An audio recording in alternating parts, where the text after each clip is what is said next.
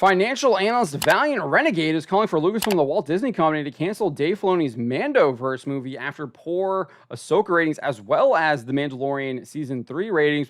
His call for this to be canceled shouldn't come as a surprise. He actually called for Disney to cancel Marvel and Star Wars productions on Disney+, given the fact that he believes they are not actually returning anything on their investment because of their absolutely massive budgets, and they're not driving actual subscribers to sign up for the streaming service. But let's get into why he thinks that this Mandoverse movie should be canceled. He says here, so let's get into some background, some context here. Lucasfilm announced they were developing the Mandoverse movie with Dave Filoni at the helm back in April. During the company's Star Wars celebration in London, a press release covering the details said, expanding upon Star Wars storytelling in the present, Dave Filoni will orchestrate the escalating war between the Imperial Remnant and the fledgling New Republic. Alongside producer Jon Favreau, they will bring together many of the threads of the Star Wars original series in a cinematic event. Clearly, that is referring to The Mandalorian, Book of Boba Fett, potentially Obi-Wan Kenobi, maybe. And as well as, even though I think Obi-Wan Kenobi was a prequel, so maybe not Obi-Wan Kenobi, but definitely Book of Boba Fett, Mandalorian, Ahsoka, and obviously they were going to have that Rangers of the New Republic. That has been scrapped. They're no longer doing that, but I think Skeleton Crew might be part of this now as well. So around the same time as that announcement, back in April, Lucasfilm saw their Mandalorian Season 3 premiere viewership fall below the Season 2 premiere numbers. Nielsen reported the week of the season premiere saw the entire series only bring in 823 million minutes. In contrast, the show brought in 1.030 billion minutes the week the Season 2 premiere debuted on Disney+. Thus, total minutes viewed for the Mandalorian Season 3 premiere declined by 207 million minutes. If one does a simple calculation where you divide the show's runtime by the number of minutes watched, one might think that Season 3 had a larger viewer audience, as it would have 21.65 million viewers compared to 18.4 million viewers for Season 2, given Season 3's runtime was only 38 minutes compared to Season 2's 56 minutes. However, the way Nielsen tracks shows is that it tracks every single episode, so it's likely a significant amount of the minutes watched for The Mandalorian Season 3 were done through binge watching of Season 1 and 2. Following the poor performance of The Mandalorian Season 3, Lucasfilm released Ahsoka, which has performed even worse than The Mandalorian Season 3. The series that is actually confirmed by the Walt Disney Company. They just actually put out a press release saying that Loki was the second most watched premiere over 3 days, and the only thing that it beat, that had beaten it, was The Mandalorian Season 3. So Loki is performing better than Ahsoka as well. So the series only opened the series' opening week brought in only 829 million minutes viewed, according to Nielsen, and that includes both the first and second episodes. You can see that right here on the chart. 829 million episodes, good for fifth overall. By its second week on the Nielsen charts, the viewership numbers had declined to 487 million minutes. They fell even further in its third week to 459 million minutes.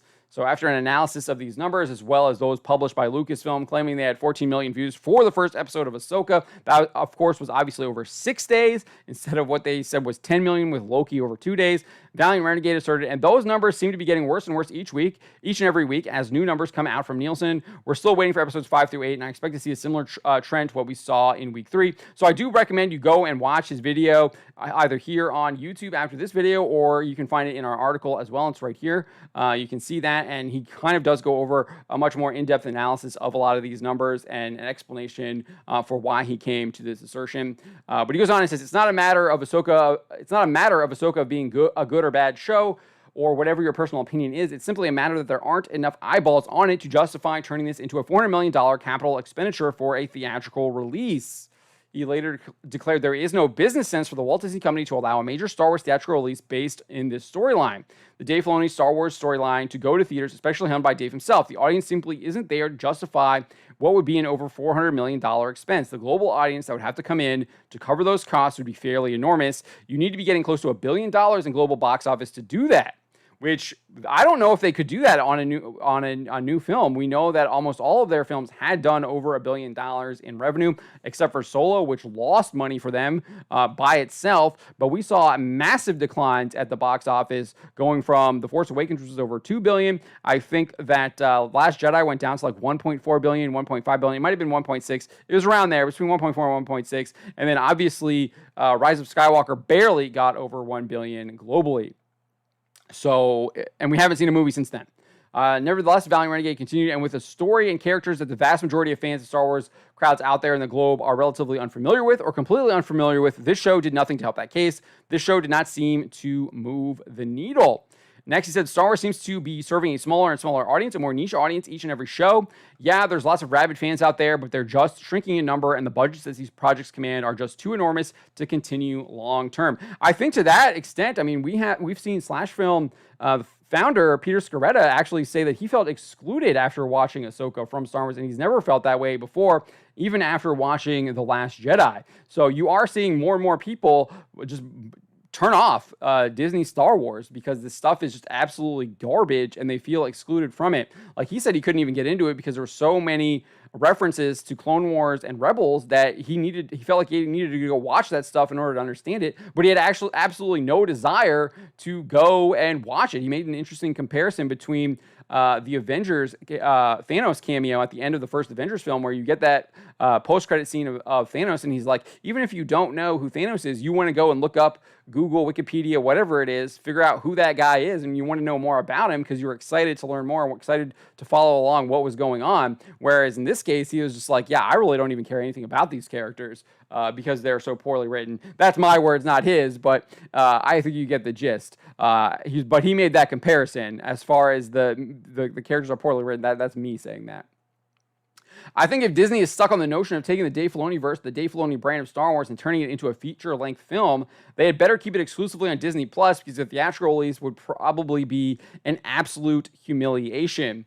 So if they're not going to cancel it theatrically, they should put it on Disney Plus so they basically can hide the numbers, not really know what it is, and then just take the hits in the stock market and the loss that they've already been doing, just racking up losses after loss with these massive, insane budgets that even CEO Bob Iger is admitting that they have and that they need to cut. And also he's admitting that the quality really isn't there. And he has no one to blame but himself, because he was heavily involved in the Star Wars Disney trilogy and the way that narrative was crafted. So I think Valliant Renegade has a really good call to action here. I do think that they probably should cancel this movie. I don't think that the audience is there. I 100% agree with him. I think the numbers are very clear that the Star Wars audience is absolutely shrinking. It's their fault. They have created absolutely garbage storytelling. They insult their previous diehard fans over and over and over again. One needs only to be remembered on how they called Star Wars fans racists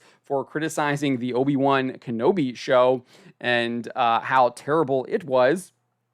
But yeah. I do think they probably should cancel this. That would be the smart decision. But if you want to see Disney burn itself to the ground, continue to just waste money, then you probably actually don't want them to cancel this, and you're cheering them on to actually get out there, make this film. And honestly, I'm in Valiant side for a business decision. But as far as like actually seeing how popular the Mandalorian and Ahsoka and all this stuff is, and how popular Dave Filoni really is, and whether or not he should be the next guiding figure of Star Wars, I'd love to see them put a Dave Filoni movie up there in theaters and see what fans really think about it and whether or not they actually go and see it, especially if it's in this Mandoverse, because I have a feeling that a lot of people just have noped out and just don't care about it anymore because, frankly, it sucks. Subscribe for more.